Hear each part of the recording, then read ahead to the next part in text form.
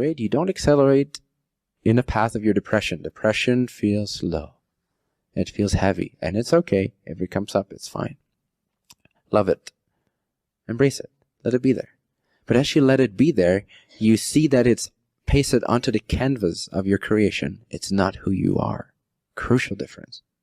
When depression comes up, you know very clearly that it's one of those experiences that you made manifest so that you can very clearly see, very clearly distinguish who you are and who you're not, what is true and what is not true.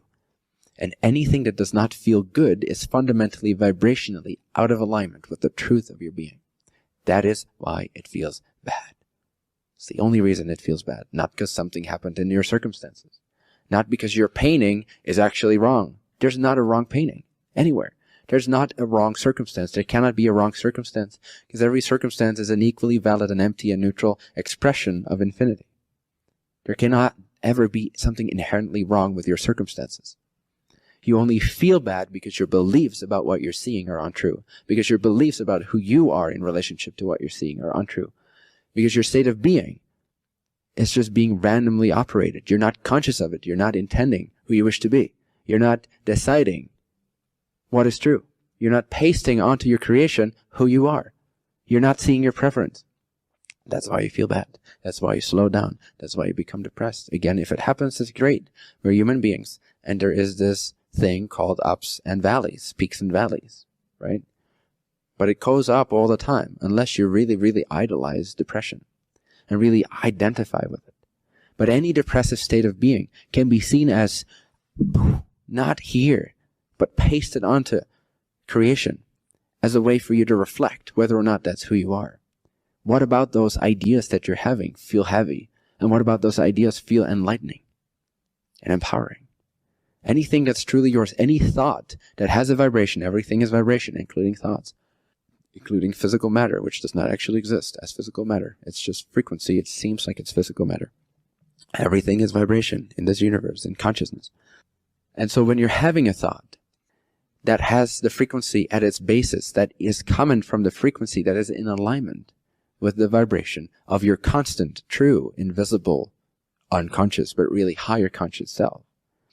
You could call it your heart. Many people call it your heart or your intuition.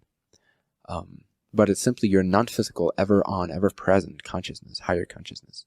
Boom. That core frequency of who you truly are is always on. It's always vibrating. That's why you can either feel good or feel bad. If you had no higher self presence frequency that was always with you, you would never feel good or bad. You would simply experience that moment in a very neutral way. How does that work? Why? Because you feel good or bad, depending on how far you move away from that core frequency that's always on. The further you move away from that, out of alignment from that vibration, the more you will feel the distance between your true self and your positioned self. So place that positioned self, the see it, feel it being, consciousness being, you, your conscious choice of being. Place that in a vibratory state of being and thinking and seeing and believing and acting and behaving that is in vibrational resonance, that syncs up with this ever-on frequency that is you, and your experience, your emotional experience becomes that of, at the very least, peace, if not joy, excitement, bliss, expansion, creativity, excitement, different forms of excitement, different forms of yes, big yes to existence. You feel in alignment. Everyone knows this feeling. It's a good feeling. It's called a good feeling. That's what we call it.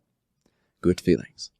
Good feelings are versions of you getting closer and closer and closer in alignment with the ever-present frequency that is always hitting you like a wall. It's always present as a wall, as this barometer, as this constant field that you're inundated with that you can't perceive.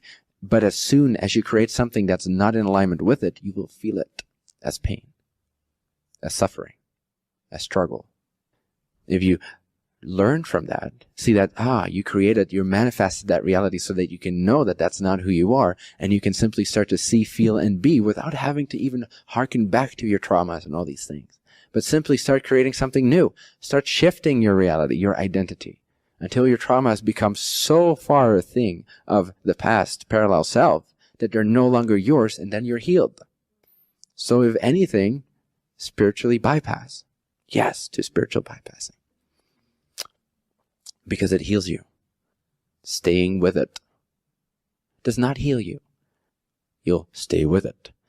Here's the thing. You cannot take something that hurts and remove it from existence. That's what many people think healing is.